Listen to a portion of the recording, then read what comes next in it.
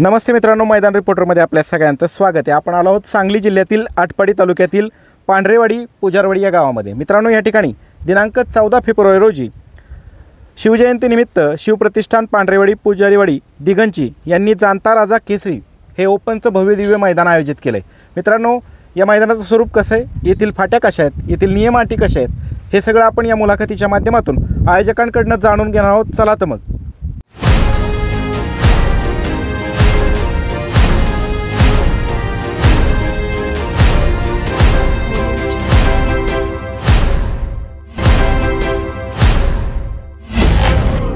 नमस्ते। नमस्ते। आपलं नाव दादा? ब्रह्मदेव होनमाने। काय सांगाल मैदानाच्या संदर्भामध्ये मैदान कशानिमित्त आयोजित करण्यात आले? शिवजयंती व यात्रेनिमित्त। बरं, आणि मैदान कुठे संपन्न होणार आहे?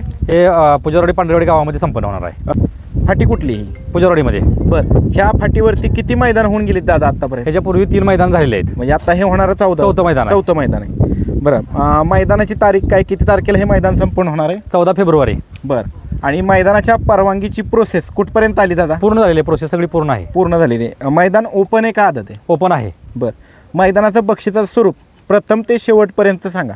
पंच पहिलं बक्षीस आहे 1,01,000 रुपये, द्वितीय बक्षीस आहे 71,000 रुपये, तृतीय बक्षीस आहे 51,000 रुपये, चतुर्थ बक्षीस आहे 31,000 रुपये, पाचवं बक्षीस आहे 21,000 रुपये, सहावं बक्षीस आहे 12,000 रुपये, सातवं बक्षीस आहे 11,000 रुपये। आणि प्रवेश फी किती आहे? 1,000 रुपये। 1,000 रुपये। आणि दादा, हे ओपनचं मैदान आहे आणि क्वार्टर फायनल सुद्धा तुम्ही घेणार आहे? हो, क्वार्टर फायनल सुद्धा घेणार आहे। क्वार्टर फायनलचं बक्षिसाचं स्वरूप प्रथम ते शेवटपर्यंत सांगा। क्वार्टर फायनलचं पहिलं बक्षीस आहे 7,000 रुपये, दुसरं बक्षीस आहे 6,000 रुपये, तिसरं बक्षीस आहे 5,000 रुपये, चौथं बक्षीस आहे 4,000 रुपये, पाचवं बक्षीस आहे 3,000 रुपये, सहावं बक्षीस आहे 2,000 रुपये आणि सातवं बक्षीस आहे 2,000 रुपये। दादा, या मुलाखतीच्या माध्यमातून तुम्ही महाराष्ट्रातील तमाम बैलगाडी चालक मालकांना काय आव्हान करता नोंदीच्या संदर्भामध्ये? सर्व बैलगाडा मालकांनी लवकरात लवकर नोंदी करून घ्यावी। हे संपूर्ण मैदान माननीय सर्वोच्च न्यायालय, महाराष्ट्र शासन व अखिल भारतीय बैलगाडी संघटना महाराष्ट्र राज्य यांनी घालून दिलेल्या नियम अटीनुसार संपूर्ण त्या सर्व नियम अटीनुसार चालू आहे। धन्यवाद दादा। दादा नमस्ते। नमस्ते। आपलं नाव दादा? विशाल भुशेरी। बरं, काय सांगाल मैदानाच्या संदर्भामध्ये? मैदानाचं एक्झॅक्ट लोकेशन कुठलं आहे, फाटी कुठे आहे? पुजारवाडी गाव, इटकी रोड। इटकी रोड। हां, बरं। ह्या फाटीवरती किती मैदान होऊन गेली दादा? 3 मैदान होऊन गेलेत, आता हे 4थं मैदान आहे। बरं, आता आपण वळूयात दादा ह्या मैदानाकडं। मैदानाचं रान कसं आहे? रान एकदम कटनाचं आहे आणि कटनाचं आहे। कटनाचं आहे, उराटी आहे। हां, बरं। आणि एकूण मैदानामध्ये किती फाटे आहेत? 10 फाटे आहेत। 10 फाटे आहेत। फाटीच्या आतमधलं अंतर किती दादा? 14 फूट आहे। 14 फूट आहे। मैदानाचा पल्ला किती ठेवण्यात आलाय? 1000 फूट ठेवण्यात आले। 1000 फूट ठेवण्यात आलाय। खाली सुट्टीच्या ठिकाणी एका वेळेस किती गट उभे राहू शकतात? एका वेळेस 5 गट उभे राहू शकतात। 5। निकाल रेषेच्या समोर बैलांना थांबण्यासाठी किती जागा आहे दादा?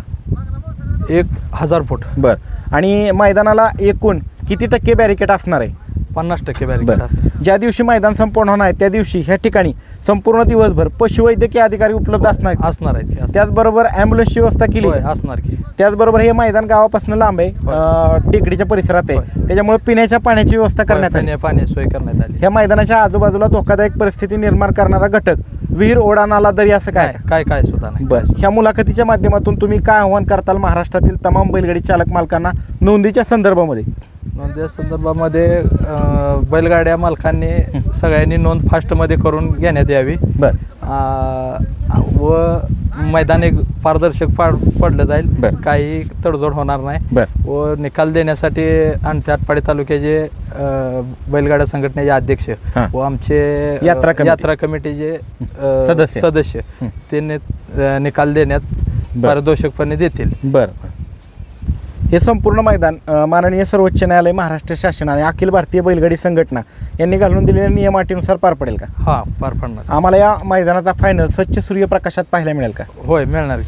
ज्या पद्धतीने तुम्ही बॅनरवरती बक्षिसाचं स्वरूप जाहीर केले ती सगळी रक्कम विजेत्या बैलगाडी चालक मालकांना मिळणार? होय, मिळणार। या मैदानाचं समालोचन कोण कोण करणार आहे? या मैदानाचं समालोचन सुनील मोरे सरकार गडगावकर आणि किरण बेशे हे करणार आहेत। बरं, झेंडा पंच म्हणून कोण काम पाहणार आहेत? झेंडा पंच म्हणून सलीम मुलानी ते पाहणार आहेत। बरं, आणि या मैदानाचं लाईव्ह प्रक्षेपण कोणत्या चॅनलवर होणार आहे? P3 live. बरं, काय आव्हान करताल नोंदीच्या संदर्भामध्ये महाराष्ट्रातील तमाम बैलगाडी चालक मालकांना? जास्तीत जास्त नोंद करा व कार्यक्रमाची शोभा वाढवा. चालते, धन्यवाद दादा. बैलगाडी शर्यत क्षेत्रातले सगळ्यात ज्येष्ठ, या भागातले ज्येष्ठ बैलगाडी मालक म्हणून ज्यांची ओळख आहे ते दडस साहेब आहेत. नमस्ते. नमस्ते. काय सांगाल मैदानाच्या संदर्भामध्ये? मैदान आयोजित केले तुम्ही, आता मैदानाची पाहणी केली, कसं आहे मैदान? मैदान एकदम गॉड मस्तपैकी मैदान आहे, अगदी प्लेन. किती मैदान होऊन गेली दादा इथं? 3 मैदान होऊन गेली, 4th आहे. 4th आहे. होय. ह्या मैदानाचं निकाली पंच म्हणून कोण कोण काम पाहणार आहे? ही यात्रा कमिटीचं ते निर्णय देणार. हां, अजून दुसरं कोण असणार आहे त्यांना सहाय्य करण्यासाठी? जी अध्यक्ष असणार संघटनेचे तुमचे? हा, संघटनेचे अध्यक्ष. बरं, आता इथं नियम अटी कशा असतील जे आपल्या अखिल भारतीय बैलगाडी संघटनेने घालून दिलेल्या सगळ्या नियम अटी इथं असणार आहेत का तशा? त्या नियमानुसार मैदान पार पडणार. बरं, ह्या मैदानामध्ये बैलाच्या कुठल्या अवयवावरती निकाल दिला जाईल? आयोग कुठलाही पुढं दिसेल त्याच्यावर निकाल दिला जाईल. त्याचबरोबर गटाला किंवा सेमीफायनलला हो. विजेत्या गाडीवरील चालकाने हो. बैलाच्या शिफ्टीचा चावा घेतला, ही बाब तुमच्या निदर्शनास आली किंवा कुणी ऑब्जेक्शन घेतलं तर ती गाडी बाद केली जाईल का? ती गाडी बाद केली जाणार. ऑब्जेक्शन घेण्यासाठी किती गटाचा कालावधी असेल? 2 गट. बरं, त्याचबरोबर दादा गटाला समान गाड्या उतरल्या तर कसं असणार आहे? सामना निकाल. सामना. आणि सेमीफायनलला?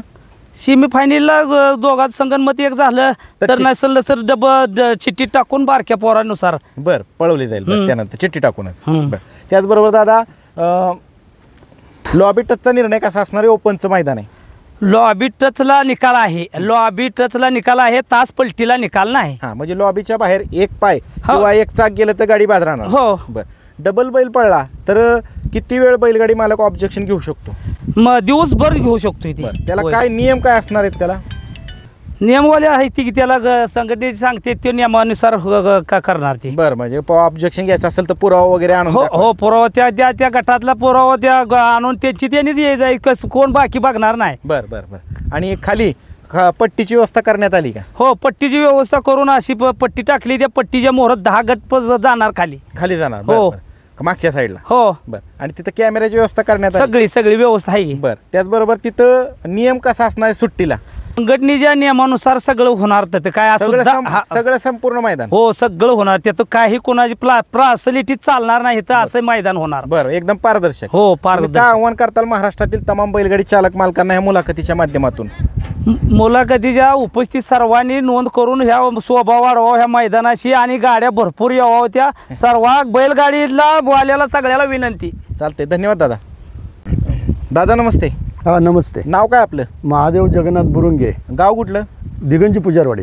बरं दादा, मला ह्या बाबांनी सांगितलं बऱ्याच वर्षाचा अनुभव आहे तुम्हाला बैलगाडी शर्यतीचा.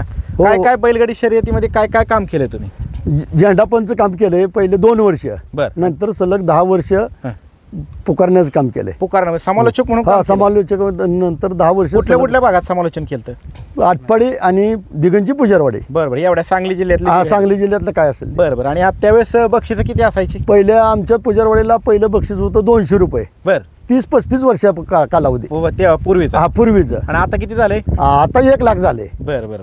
आता काय आव्हान करताल? एवढं मोठं मैदान आहे, काय आव्हान करताल तुम्ही महाराष्ट्रातील तमाम बैलगाडी चालक मालकांना? एवढं आव्हान करतो की साहेब, जेणेकरून आता जास्त बैलगाड्या नोंद व्हाव्या एवढं आव्हान करतो. आणि आताचं बक्षीस, पहिलं बक्षीस 500-600 रुपयानं आम्ही बैलगाडी शर्ती यात्रेनिमित्त भरवत होतो.